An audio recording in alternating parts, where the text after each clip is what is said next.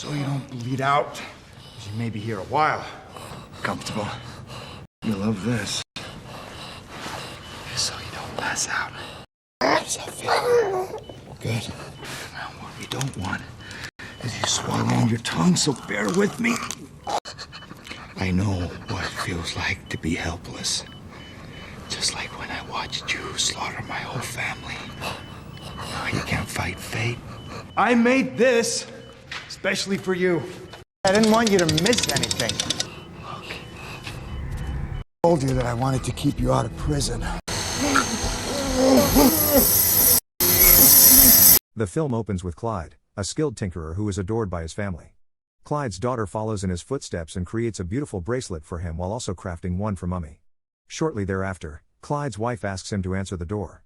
Suddenly, he is viciously attacked and subdued by two burglars, who proceed to tie him up and ransack the house. One of the burglars, named Darby, heartlessly says that you can't fight fate before stabbing Clyde. The other burglar, Rupert, attempts to escape but is quickly silenced. Unfortunately, Clyde is forced to watch in horror as his wife is mercilessly assaulted and murdered by the intruders. Even his daughter is not spared from this fate. Clyde just lies there, trying his best to scream as he watches helplessly, until he passes out. Nick, a prosecutor with a 96% success rate, discusses with his team the decision to not accept a case due to its likelihood of being a loss. He is aiming to take his career to the top but is then asked to walk with his colleague. He discusses the Clyde case with him and informs him of some bad news, that last night a judge deemed DNA evidence from the crime scene as inadmissible. As a result, Nick decides he can't take the chance he'll lose, and so he pursues a plea deal instead of going to trial with the case and calls it an imperfect justice system. During their meeting, Clyde hands Nick some notes that he believes could be useful for the case. However, Nick puts the notes aside and informs Clyde that Darby has agreed to testify against Rupert, which will result in Rupert receiving a death sentence. In exchange for his testimony, Darby will face a prison sentence of up to 5 years. Clyde, who is already emotionally traumatized, cannot believe what he is hearing and pleads with Nick to reconsider the deal.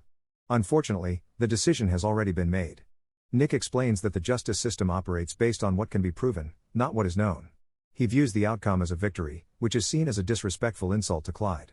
The courtroom proceedings were orchestrated to paint Rupert as the primary offender, while Darby silently mocked Nick's wife and ultimately agreed to the plea bargain. Following the trial, Nick addressed the media about the verdict, and Darby sarcastically expressed his gratitude for Nick's support. Clyde watched the scene unfold as he contemplated justice. In the evening, Nick returned home to his wife, Kelly, and spoke with his unborn child to make him feel better about the case. 10 years later, Nick's daughter has grown up, but he's still very busy with his work.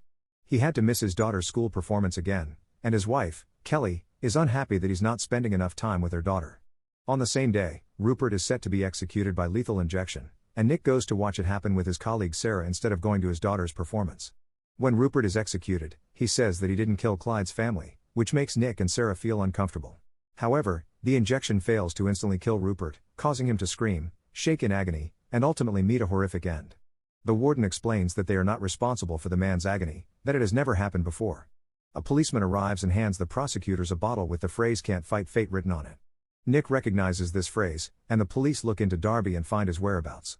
While sniffing flour at Darby's, he receives a call from a muffled voice that reveals personal information about him, causing him to become paranoid.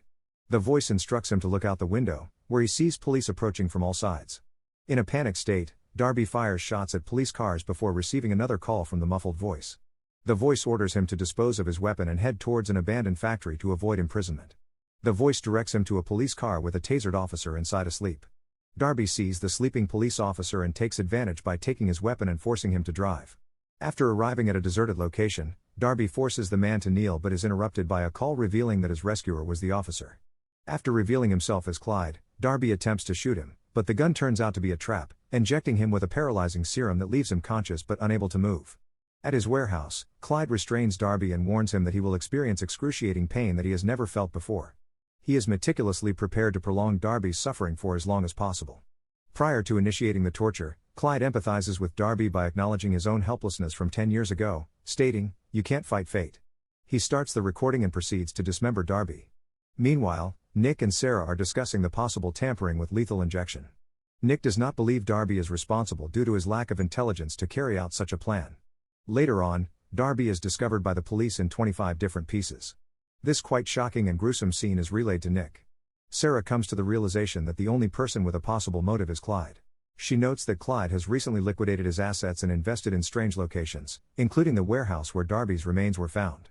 The police promptly head to Clyde's residence, where he appears unconcerned and undresses calmly as he hears the approaching sirens. Despite his welcoming demeanor, he is taken into custody while giving Nick a mad death stare, warning him what's to come. Upon searching Clyde's house, the police discover books on law and a ripped piece of newspaper with a photograph of Nick and Darby shaking hands. Clyde is placed in an interrogation room at the jail with handcuffs. The authorities believe they do not have any concrete evidence against him and can only hope that he confesses. Meanwhile, Nick's daughter receives a recording that is supposedly her recital and pleads with her mother to watch it, but she says no and tells her that they will watch it together with her father. Despite this, the daughter quietly plays the DVD. She instantly regrets it, as it turns out to be footage of Clyde taking his revenge against Darby. Nick approaches Clyde and switches off the live feed before putting on a show of approval, pretending that Clyde has done the right thing. Clyde admits indirectly that he had contemplated murdering both Darby and Rupert and had been repeatedly thinking about ways to carry out the deed. Nick accepts this as Clyde's confession and goes to leave, but Clyde interjects, carefully outlining Nick's daily routine and requesting that he remain seated, despite Nick's insistence that their interaction is over. Clyde asserts that anything he said is not legally binding since he never explicitly confessed to murder, and he is aware that the authorities lack any evidence. Clyde could potentially claim that the discovery of Darby's corpse in his warehouse was a setup since he owns several properties throughout the country. Nick says they know he did it, but it's not about what you know, it's about what you can prove. Clyde says he will give his full confession if Nick can do something for him. Clyde wants a bed, and Nick's ego gets the better of him as he walks out.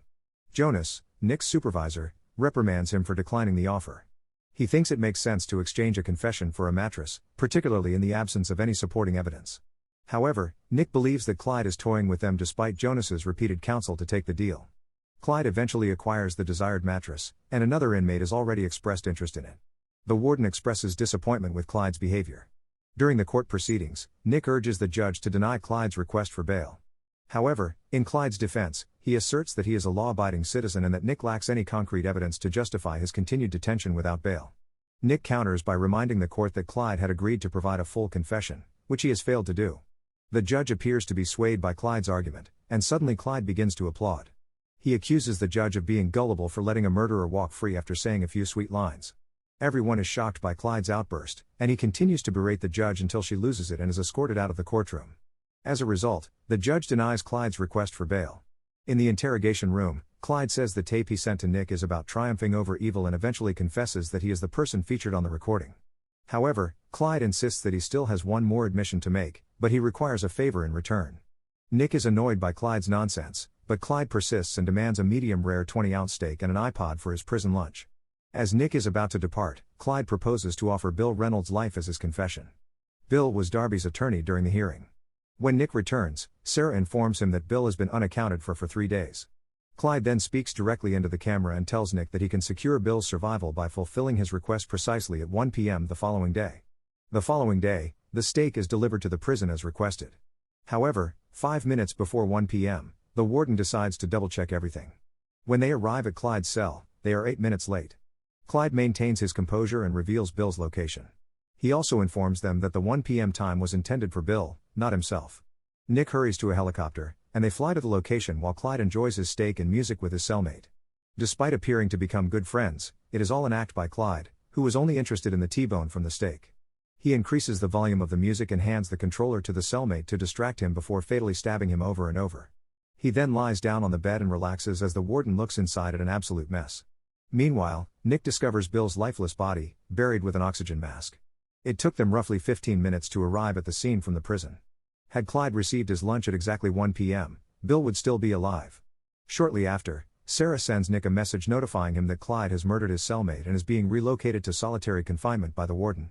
Nick goes to visit Clyde in his cell, where he asks about the reason behind his actions and the rationale for taking so many lives.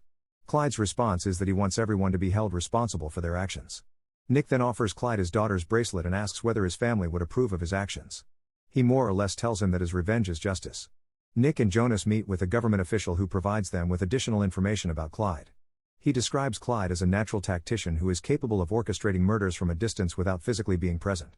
The fact that Clyde is in prison is intentional, and the cellmate Clyde killed was not chosen at random but rather as a pawn in a larger plan.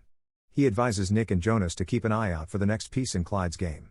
He says the only way to stop Clyde is to enter his cell and execute him, as he is targeting anyone involved in his family's case. He warns them that if Clyde wants someone dead, that person is as good as dead. Nick and Jonas approach Judge Laura and essentially request that she intentionally violate Clyde's civil rights by restricting visitation, phone calls, and other communications to ensure everyone's safety. She agrees and signs a document before her cell phone rings, and when she answers it, it blows up. The two men are in shock as the judge is dead on the ground. In the interrogation room at the prison, Nick confronts Clyde about his accomplice and the motivation behind his revenge. Clyde becomes enraged as he feels Nick still does not comprehend the reasoning behind his actions.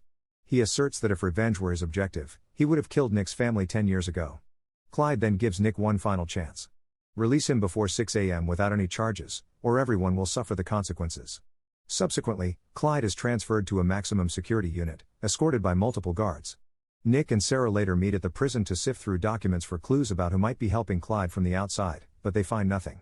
Sarah begins to have doubts about their decision to make a deal with Derby in the past, and Nick reassures her that it was the right choice. The DA's team remains on site until 6 a.m., after which Nick sends everyone home to rest. However, when Sarah starts her car, the explosives attached to the vehicles around her detonate. Nick is convinced that someone is assisting Clyde, as he is still incarcerated. The devastating attack claims the lives of 6 officers. Nick and Jonas meet with the mayor, who expresses shock at the amount of destruction one man in custody can cause. In response, she appoints security to Nick and Jonas. Nick sends his family to an undisclosed location, referring to it as a vacation. They are instructed to refrain from using credit cards or mobile phones, anything that could potentially reveal their whereabouts. As Nick returns inside, he discovers a framed newspaper article, indicating that someone has been inside his home. Later, at the prison, Clyde is allowed to take a walk and encounters Nick and the detective. In a fit of rage, Nick physically beats Clyde, who tells him that this is only the beginning. The detective draws his weapon, but Nick restrains him. Clyde ominously says that what Nick is about to witness will be of historical proportions. During Sarah's funeral, Jonas voices his opinion that they brought this tragedy upon themselves, but Nick remains steadfast in his belief that they made the right decision. However, he is beginning to question himself. As they enter their secured vehicles and depart, a mysterious individual wearing black garments takes control of a military drone equipped with a machine gun, an EMP, and a rocket launcher. The drone targets and disables their vehicles, causing them to come to a halt. The perpetrator fires multiple rounds at Jonas' vehicle, destroying it entirely. In a desperate attempt to eliminate Jonas, he then launches the rocket, completely killing everyone in the vehicle. The mayor is astounded that Nick allowed this to escalate, and she contemplates terminating his employment. However, to alleviate pressure from the media, she promotes Nick to the position of district attorney. Consequently, the mayor issues an emergency order that restricts movement throughout the city. Upon receiving an email from Sarah's contact regarding real estate bought by Clyde, Nick delves into researching properties sold in Philadelphia within the last decade and compares their values. Eventually, he discovers that Clyde owns a small garage located near the prison. Nick meets up with the detective to investigate the garage, and they stumble upon a hole in the floor leading to a tunnel that Clyde dug directly underneath the prison. Shockingly, Clyde had made an entrance into every single cell, revealing that he had planned to kill his cellmate all along. Although the detective checks Clyde's cell, he is nowhere to be found. Under the guise of a janitor, Clyde manages to bypass the security and gain access to City Hall by passing a light checkup. Upon investigation, the detective and Nick discover that Clyde has placed cameras in various locations, including Nick's house. They also find a quote from von Clausewitz that suggests City Hall is the center of gravity in this scenario. Clyde has set up a bomb to kill the mayor, who is scheduled to hold a security meeting soon. Nick and the detective arrive at the scene, but they must proceed with caution to avoid alerting Clyde that they have caught on to his plan. As they search beneath the conference room, Nick and the detective spot a suitcase that they believe to be the bomb. The bomb squad expert opens the suitcase and warns them that the bomb could be activated by a cell phone and detonate at any moment. Meanwhile, agents who were assigned to monitor Clyde's warehouse notice his arrival and alert Nick. Clyde proceeds to his equipment in the tunnel and observes as the meeting gets underway. He retrieves his cell phone and climbs up to his cell. Inside, Nick startles Clyde and holds him at gunpoint, urging him to do the right thing and surrender. Clyde responds by asking if Nick is here to strike one last deal. Nick realizes that Clyde has been trying to convey a message to him all along and declares that he will not negotiate with murderers. He urges Clyde not to proceed with his plan, reminding him that the decision will haunt him for the rest of his life.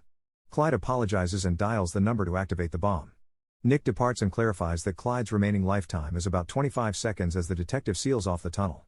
Before leaving, Nick plants the suitcase containing the bomb under Clyde's bed. He glances at his daughter's bracelet one last time before the explosion engulfs his cell in flames. Don't forget to like and subscribe for more videos like this.